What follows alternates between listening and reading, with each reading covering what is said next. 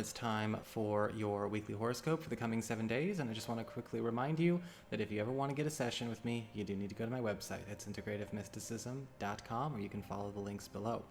Also, for those of you that may have missed last week's horoscopes or skipped over the intro where I explain everything, I am not going to be appearing in my horoscope videos at this time. Maybe not for a while. It's just gotten easier for me to kind of go full on stream of consciousness style into what I am focusing on and not stepping down to break and draw cards or, pause and then try to climb back up onto that frequency while on camera. This is just going so much more smoothly for me, and so I feel like this is the way it's got to be. Don't worry, I will still be appearing in my non-horoscope videos, so you will still see me, okay? But anywho, let's get going on what is happening with your week ahead. So this week is actually all about the sun, which is gorgeous. This is what's going to be infusing all areas of your life, what the main predominant theme behind all occurrences is. And I'm feeling a lot of you Capricorn people are having actually a really sweet week. The Sun card upright is bringing in a huge focus on pulling a lot of connections, relationships, as well as projects and ambitions that you have back to a place where they are starting to generate more, I guess you could say, of a positive energy for you. You're pulling things back and enforcing a bit of peace, harmony, love, as well as a smooth sense of security. In fact, the Sun card upright is kind of enforcing this throughout all areas of your life. With the Sun, we are getting rid of a lot of petty dramas, a lot of debris that can sometimes pile up, because the Sun is all about a return to that sense of childhood innocence, that childhood purity, clearing the canvas. Everything is light, everything is sweet. There's none of that, again, adult drama dump fest. And we are kind of purging a lot of that from your life stream this week. We are getting rid of a lot of those energies. It's a very healing and very cathartic week, actually. The Sun is also bringing in an opportunity for a lot of you to start kind of falling back in love again with a lot of what you do, falling back in love with your work, bringing more enjoyment into your relationships, more fun into your friendships, more sweetness into your family connections. And all in all, I think that this is something that is coming in a very strong way because it is needing to be supported and boosted at this point in time. We don't have to take on every low-grade energy form or caustic, destructive thought form that floats into our energy field. We really don't. I mean, it's a free will choice. If people want to take it on and keep it, fine. But we don't have to. And the Sun card upright is indicating that a lot of support for peace and a lot of support for that contentment is coming your way. And there's going to be a big simplification of a lot of things that became way too complicated and way too dramatic for their own good. As we get into the Eight of Wands reversed and the Ace of Wands upright, I do feel like a lot of you Capricorn people are feeling this sense of relief. It's really weird. Usually I don't feel a lot of positive from the Eight of Wands reversed, but for this week I'm actually seeing that there is a relief that something is not going through. Something that you had been either dreading as far as a financial or professional matter is actually either getting blocked or suspended or maybe even just getting the kibosh all together. And with the Eight of Wands reversed, this is giving you an opportunity to focus on things that are going to be much less high maintenance.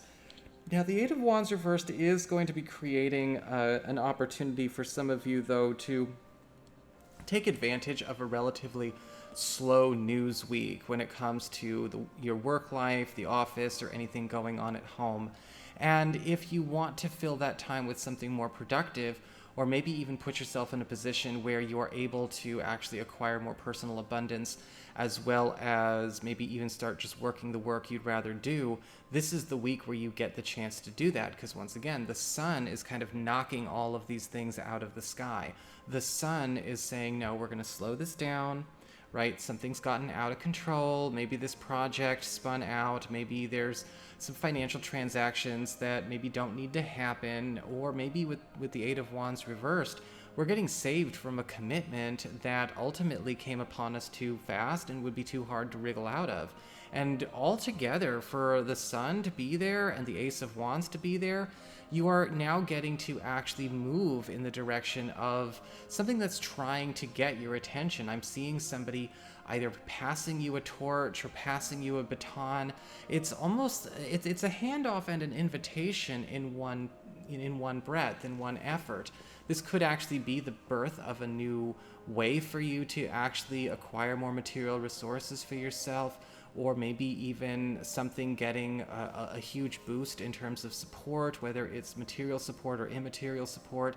It's really taking off for you this week. And since we don't have to go be a drudge because the Eight of Wands reverse is there, we have a chance to actually funnel our energies into something that is going to produce a lot more material and immaterial satisfaction.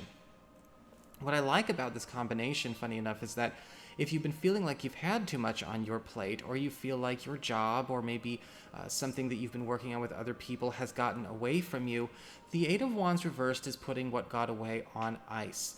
And the Ace of Wands upright is saying, all right, no distractions.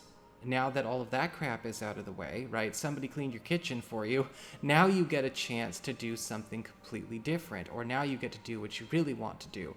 The Ace of Wands is also indicating, as far as your social life is concerned, that it could be that a friend or maybe even a relative is actually helping to lift you up this week. They've got some kind of, it's almost like they have a password or, a passcode to get beyond a certain door that seemed either locked or impossible to pass through before, and they are sharing this insight, this information, and this opportunity with you as well. So this is a great week to start exploring alternatives, but also actually take on maybe a new way for yourself to secure your kingdom, to secure your material satisfaction, secure your resources without having to necessarily suffer something that might have been a bit too much, a bit, or again, that would have gotten away from you.